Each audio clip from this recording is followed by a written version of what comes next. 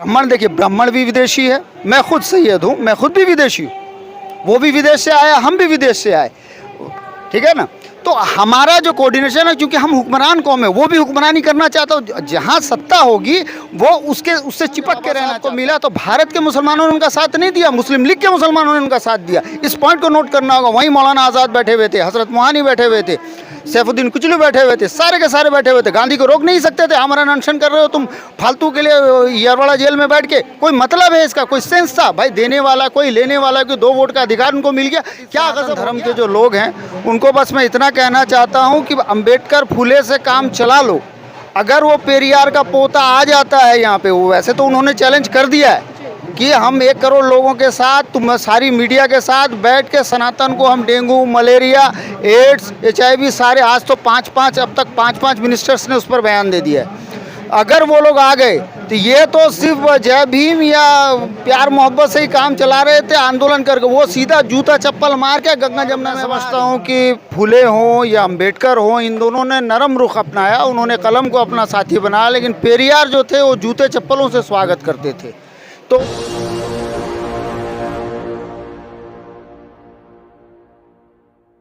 नमस्कार, आप देख रहे हैं NB न्यूज़ 24/7 नीलम बोध के साथ। साथियों, जो पूरे भारत देश में कहीं ना कहीं तथाकथित हिंदू राष्ट्र की मांग उठा रहे हैं, उस समय में तमिलनाडु के मुख्यमंत्री के बेटे उदय स्टालिन का एक ऐसा बयान आता है कि हिंदुओं के खेमे में कहीं ना कहीं खलबली मच जाती है। और वो बयान कुछ इस तरह से था कि जिस तरह से डेंगू मलेरिया को ख़त्म कर देना चाहिए, उसी तरह से जो हिंदू सनातन धर्म है उसको भी पूरी तरह से जड़ से ख़त्म कर देना चाहिए, ताकि ये दोबारा से ना पनपे, क्योंकि असमानतावादी है, इसमें भेदभाव है, इसमें जातिवाद है। तो इसी बयान को लेकर लोगों में कहीं ना कहीं खलबली मच गई। और इसी विषय पर आज चर्चा करने के लिए मेरे साथ में आम जनता है, उन्हीं से जानना चाहेंगे कि इस तरह के स्टेटमेंट को किस तरह से देखते हैं। सर, नाम क्या आपका? मेरा नाम सैयद हसन अहमद है। बेसिकली मैं उड़ीसा का रहने वाला हूँ और एक सोशियो पॉलिटिकल एक्टिविस्ट हूँ।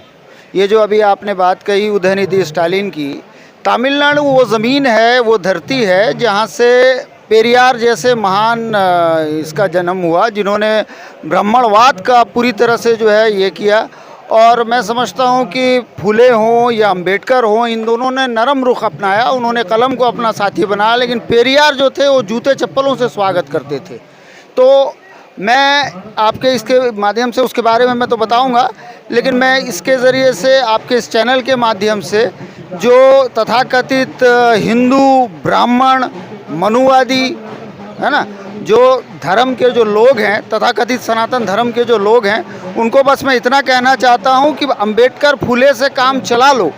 अगर वो पेरियार का पोता आ जाता है यहाँ पे, वो वैसे तो उन्होंने चैलेंज कर दिया है कि हम 1 करोड़ लोगों के साथ, तुम सारी मीडिया के साथ बैठ के सनातन को हम डेंगू, मलेरिया, एड्स, HIV सारे, आज तो 5-5, अब तक 5-5 मिनिस्टर्स ने उस पर बयान दे दिया है।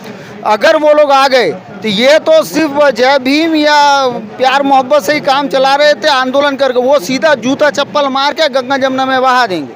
मेरा ऐसा मानना है, क्योंकि यहाँ का जो बहुजन समाज भी तपा हुआ है, ये भी मिल जाएगा उनसे, तो इनको फिर रास्ता नहीं मिलेगा। द्रविडियन आर्यन का जो झगड़ा है उससे होगा। मैं आपके चैनल के माध्यम से वो जो परमहंस है, जो जिहाद का जो दे रहा था गला काटने का, हम मुसलमानों पर इल्ज़ाम लगाता, 10 करोड़ का इनाम वो रखता। आप बताओ, हमें कहते हैं कि हम जो है मतलब कहते हैं ना कि सर तन से जुदा काम कहते हैं, सर तन से जुदा तो वो कर रहे हैं ना, लेकिन इल्ज़ाम हम पर लग जाता है। बहरहाल, तो मैं बस इतना कहना चाहता हूँ कि स्टालिन ने जो बात कही है कोई नई नहीं कही है। इनहेलिएशन ऑफ कास्ट में डॉक्टर भीमराव अम्बेडकर ने इसी बात को कहा है, और उसने उस चीज़ को जो है कहा, उसने कहा कि इस सनातन को ख़त्म होना चाहिए, जिसने गैर बराबरी है, ऊंच नीच है, भेदभाव है, उसमें गलत क्या है? I am also supporting him. तो मैं इनको सजेस्ट कर रहा हूँ, हालांकि ये जो ब्राह्मण हैं, बनिए हैं, ये तो अच्छी तरह से आप सब जानते हैं कि मुसलमानों के साले हैं, ठीक है। हम उनको ये चेतावनी देना चाहते हैं कि उनसे पंगा मत लो, वरना जिस तरह महमूद गजनवी ने इनका कत्लेआम किया था, ये अगर करना शुरू कर दिए तो बहुत बड़ा नुकसान हो जाएगा, भारत को टुकड़ों में बांट डालेंगे। और सबसे बड़ी बात, अभी ये जो है ना, अभी ये इंडिया दैट इज़ भारत करना चाहते हैं, या फिर इंडिया के नाम को हटाना चाहते हैं, संविधान के प्रियम्बल को ही बदल देना चाहते हैं, तो ये उनके लिए बहुत नुकसान होगा। भारत चूँकि विविधताओं का देश है, डॉक्टर अम्बेडकर ने भी साफ कहा है, India going to be a nation, वो नेशन नहीं है, सारे राष्ट्रों का समूह है। जहाँ के अलग भाषा है, अलग उनकी संस्कृति है, खान पान अलग है, सबकी देवी देवता भी अलग हैं, सब कुछ अलग है, विविधताओं का देश है। विविधता में आप किसी एक चीज़ को, एक भाषा को, एक संस्कृति को थोप नहीं सकते, कहीं पर भी आप थोप नहीं सकते। सबको सबके साथ रहने दीजिए, सबके लैंग्वेज का सम्मान कीजिए और जो है ना किसी के साथ भेदभाव ऊंच नीच ना करो। अदरवाइज भारत जो है जैसे 562 रियासतों में पहले बिखरा हुआ था वैसे ही बिखर जाएगा। बाबा साहब अम्बेडकर ने स्पष्ट तौर पर कहा है कि India going to be a nation, ये भारत एक राष्ट्र होने की तरफ अग्रसर हो सकता है, लेकिन वो राष्ट्र नहीं है।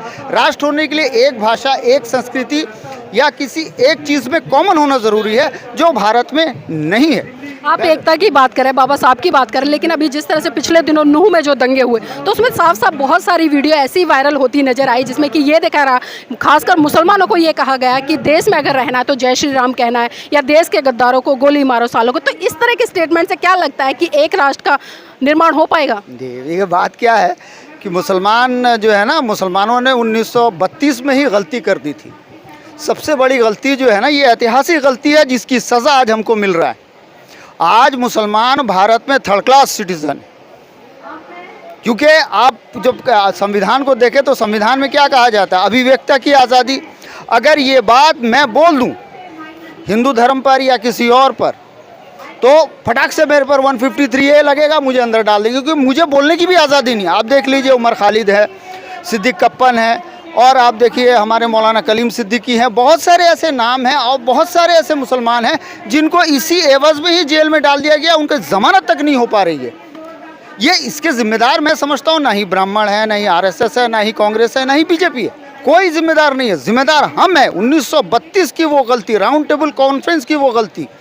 हालांकि ये बहुजन समाज का बड़कपन है, SC/ST समाज का बड़कपन है, बाबा साहब का बड़कपन है। उस कमज़ोरी को, उस इतनी बड़ी मतलब कह सकते हैं घटिया हरकत की वजह से, जो गुनाह हमने किया जालिम का साथ देकर, वो जो गलती हमने की, 2 वोट का अधिकार उनको मिला था, और ये 2 वोट का अधिकार जब बाबा साहब को मिला तो भारत के मुसलमानों ने उनका साथ नहीं दिया, मुस्लिम लीग के मुसलमानों ने उनका साथ दिया। इस पॉइंट को नोट करना होगा। वहीं मौलाना आज़ाद बैठे हुए थे, हजरत मोहानी बैठे हुए थे, सैफुद्दीन कुचलू बैठे हुए थे, सारे के सारे बैठे हुए थे। गांधी को रोक नहीं सकते थे, आमरण अनशन कर रहे हो तुम फालतू के लिए यरवाड़ा जेल में बैठ के, कोई मतलब है इसका, कोई सेंस था? भाई देने वाला कोई, लेने वाला कोई, 2 वोट का अधिकार उनको मिल गया, क्या गजब हो गया।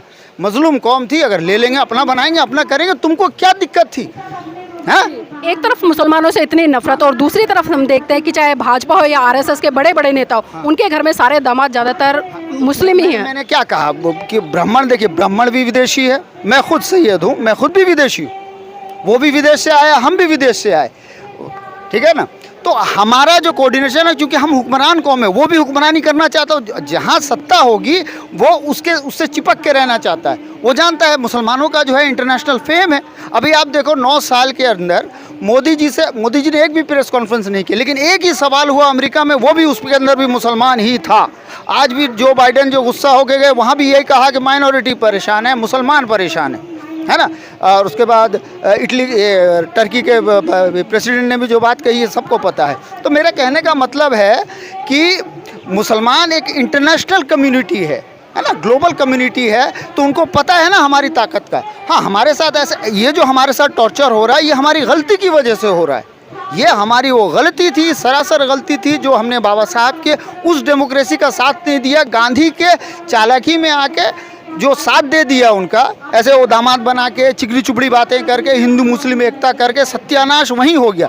ये जो भारत में डेमोक्रेसी है, ये कैपिटलिस्ट की डेमोक्रेसी है।